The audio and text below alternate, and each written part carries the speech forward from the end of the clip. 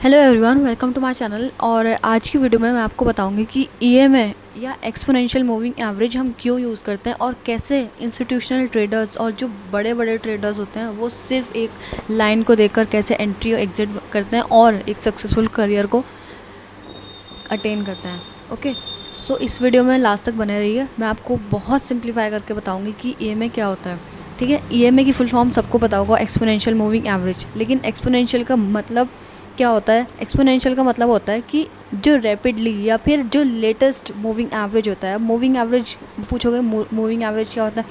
Moving average होता है average price किसी भी कैंडल्स का, या आप जितने भी मूविंग एवरेज की सेटिंग रखोगे। जैसे कि मैं बता देती हूँ आपको कैसे इंडिकेटर्स लगाते हैं। ठीक है, फर्स्ट ऑफ ऑल यहाँ इंडिकेटर्स पे क्लिक करोगे आप। मूविंग एवरेज या ईएमए या कोई भी कीवर्ड आप यूज़ कर सकते हो। मूविंग एवरेज पे क्लिक करोगे, यहाँ पे ऑटोमेटिक लग जाएगा ये। ठीक है, आप इसकी यहाँ पे सेटिंग्स में से जाके और बाय डिफ़ॉल्ट इनपुट्स में आपको जो भी ईएमए यूज़ करना है। ठीक है, चाहे जैसे ये डेली टाइम फ्रेम है, आप देख सकते हो यहाँ पे। तो डेली टाइम फ्रेम पे अगर मैं 9 चूज़ कर रही हूँ तो ये डेली टाइम फ्रेम के ऊपर 9 कैंडल्स का एवरेज प्राइस या फिर 1.5 वीक का एवरेज प्राइस हमें ये लाइन हमें इंडिकेट्स करेगी। ठीक है, ये इंडिकेटर जो है ये शो करेगा। तो आप अगर 2 ईएमए लगा रहे हो तो एक का कलर डिफरेंट रख लेना, उससे आपको पता रहेगा कि आप कौन सा ईएमए यूज़ कर रहे हो। ऑल्दो ये पता चल जाता है बिकॉज 9 ईएमए जो होता है वो कैंडल या प्राइस के बहुत क्लोज मूव करता है और रिएक्ट भी बहुत जल्दी करता है।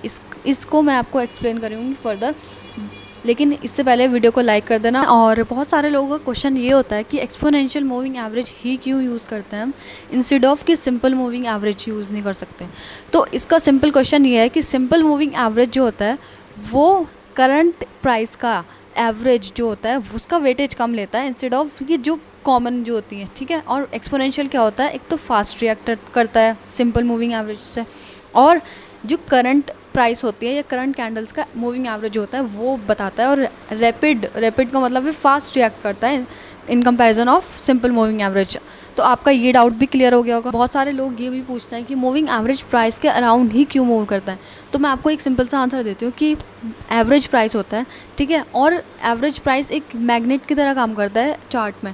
तो जब भी मार्केट का प्राइस जो है ईएमए से काफ़ी दूर चला जाता है तो मार्केट का प्राइस ज़रूर वापस एक टेस्ट लेना आता है एज अ सपोर्ट या एज अ रेजिस्टेंट। अगर सेलिंग में है वो ट्रेंड तो फिर एज अ रेजिस्टेंट काम करेगा, और बाइंग में है तो एज अ सपोर्ट काम करेगा।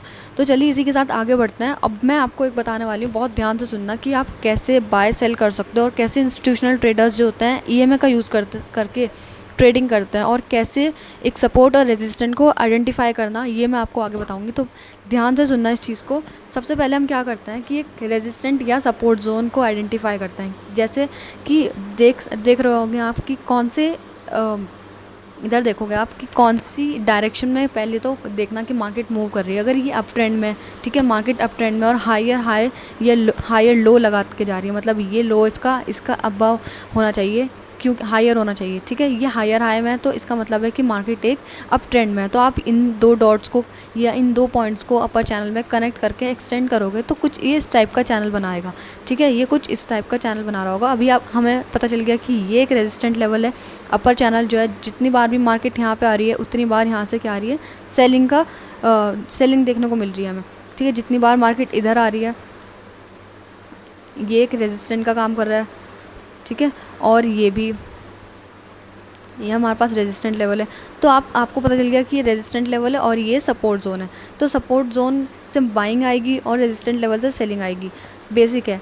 ठीक है, उसके बाद आप देखोगे जब भी हमें कोई एक, अगर ये चैनल भी ना हम फॉर्म करें, ठीक है, या चैनल को भी ना हम ड्रॉ करें एक तरह से, तो आप यहाँ से भी देख सकते हो कि कितना इजी है। मान लो कि ये डेली चार्ट है, हम 4 आवर पे या फिर 1 आवर पे कन्वर्ट करते हैं, जिससे कि एक ही हमने ट्रेंड आइडेंटिफाई कर लिया। सबसे पहले बाइंग ट्रेंड में है, तो जब भी देखोगे आप ईएमए को क्रॉस करके एक ग्रीन कैंडल बनाए, ये बाइंग के लिए, ध्यान से सुनना। ईएमए को क्रॉस करके कोई एक ग्रीन कैंडल का फॉर्मेशन हो, ठीक है, और उसका हाई जो है और लो भी उसका प्रीवियस कैंडल के लो और हाई से भी अबव होना चाहिए या हायर होना चाहिए। ठीक है, और अगर और कन्फर्मेशन चाहिए तो आपको देखना है यहाँ पे, अगर 9 ईएमए आपके 15 ईएमए को क्रॉस करके ऊपर की तरफ जा रहा है बाइंग के लिए, ठीक है, तो आप यहाँ पे अपना ट्रेड ले सकते हो। और जो आपका स्टॉप लॉस होगा वो प्रीवियस कैंडल का लो होगा, मतलब जिस पे एंट्री हो रही है आपकी उसका कैंडल का लो। और अगर आपको लगे कि मार्केट डाउन साइड जा सकती है, वो तभी होगा जब कोई कैंडल ईएमए को क्रॉस कर दे, ठीक है, दोनों ईएमए को 9 एंड 15 ईएमए को क्रॉस करके नीचे की तरफ क्लोज हो जाए, जैसे कि यहाँ पे, ठीक है। तब आपको क्या करना है, एग्जिट कर देना है अपने ट्रेड को, या फिर मिनिमम स्टॉप लॉस के साथ अपना ट्रेड को एग्जिट मारना है या फिर चलते रहने देना है। अब बात कर लेते हैं हम सेलिंग के लिए। सेलिंग में क्या होता है, मार्केट में जो ईएमए होता है वो एज अ रेजिस्टेंट काम करता है, और बाइंग के लिए वो सपोर्ट जोन का काम करता है, वहाँ से बाइंग आती है। और सपोर्ट और रेजिस्टेंट बहुत इजी है। रेजिस्टेंट वो होता है जहाँ से सेलिंग आती है, सपोर्ट वो होता है जहाँ से बाइंग आती है।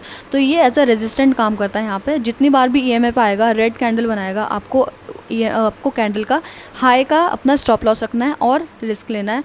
फिर उसके बाद जब भी ईएमए अबव ईएमए से अबव कैंडल क्लोज होती है, आप वहाँ पे क्या करोगे, एग्जिट करोगे अपने सेलिंग ट्रेड, जैसे कि यहाँ पे हुआ।